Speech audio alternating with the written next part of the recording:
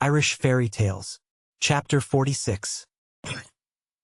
One day something happened to Finn, the son of Yule. That is, he departed from the world of men, and was set wandering in great distress of mind through Faerie. He had days and nights there and adventures there, and was able to bring back the memory of these. That, by itself, is wonderful, for there are few people who remember that they have been to Faerie or aught of all that happened to them in that state.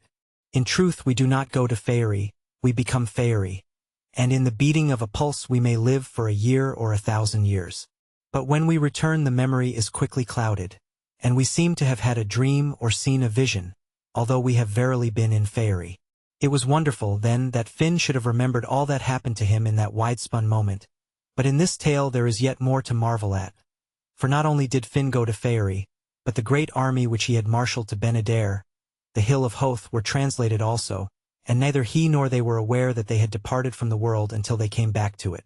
14 battles, 7 of the reserve and 7 of the regular Fianna, had been taken by the chief on a great march and maneuver. When they reached Ben-Adair, it was decided to pitch camp so that the troops might rest in view of the warlike plan which Finn had imagined for the morrow. The camp was chosen, and each squadron and company of the host were lodged into an appropriate place, so there was no overcrowding and no halt or interruption of the march. For where a company halted, that was its place of rest, and in that place it hindered no other company, and was at its own ease.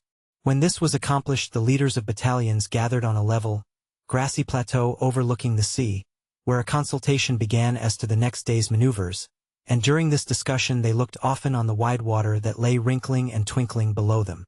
A roomy ship under great press of Sol was bearing on Ben-Adair from the east. Now and again, in a lull of the discussion, a champion would look and remark on the hurrying vessel, and it may have been during one of these moments that the adventure happened to Finn and the Fianna. "I wonder where that ship comes from?" said Conan idly. But no person could surmise anything about it beyond that it was a vessel well equipped for war. As the ship drew by the shore, the watchers observed a tall man swing from the side by means of his spear shafts, and in a little while this gentleman was announced to Finn, and was brought into his presence. A sturdy, bellicose, forthright personage he was indeed. He was equipped in a wonderful solidity of armor, with a hard, carven helmet on his head, a splendid red-bossed shield swinging on his shoulder, a wide-grooved, straight sword clashing along his thigh. On his shoulders under the shield he carried a splendid scarlet mantle. Over his breast was a great brooch of burnt gold, and in his fist he gripped a pair of thick-shafted, unburnished spears. Finn and the champions looked on this gentleman, and they admired exceedingly his bearing and equipment. "Of what blood are you, young gentleman?" Finn demanded. "And from which of the 4 corners of the world do you come?" "My name is Cale of the Iron," the stranger answered, "and I am son to the king of Thessaly." "What errand has brought you here?" "I do not go on errands," the man replied sternly, "but on the affairs that please me." "Be it so. What is the pleasing affair which brings you to this land?" "Since I left my own country I have not gone from a land or an island until it paid tribute to me and acknowledged my lordship." "And you have come to this realm?" cried Finn, doubting his ears. "For tribute and sovereignty," growled that other, and he struck the haft of his spear violently on the ground. "By my hand," said Conan, "we have never heard of a warrior, however great, but his peer was found in Ireland, and the funeral songs of all such have been chanted by the women of this land." "By my hand and word," said the harsh stranger. "Your talk makes me think of a small boy or of an idiot." "Take heed, sir," said Finn. "For the champions and great dragons of the Gael are standing by you, and around us there are 14 battles of the Fianna of Ireland.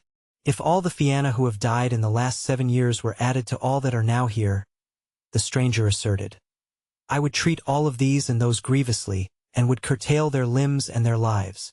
"It is no small boast," Conan murmured, staring at him. "It is no boast at all," said Cale, "and, to show my quality and standing, I will propose a deed to you." "Give out your deed," Finn commanded.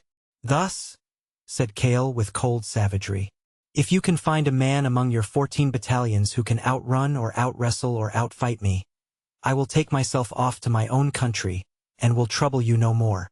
And so harshly did he speak, and with such a belligerent eye did he stare, that dismay began to seize on the champions, and even Finn felt that his breath had halted.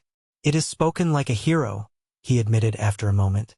"And if you cannot be matched on those terms, it will not be from a dearth of applicants."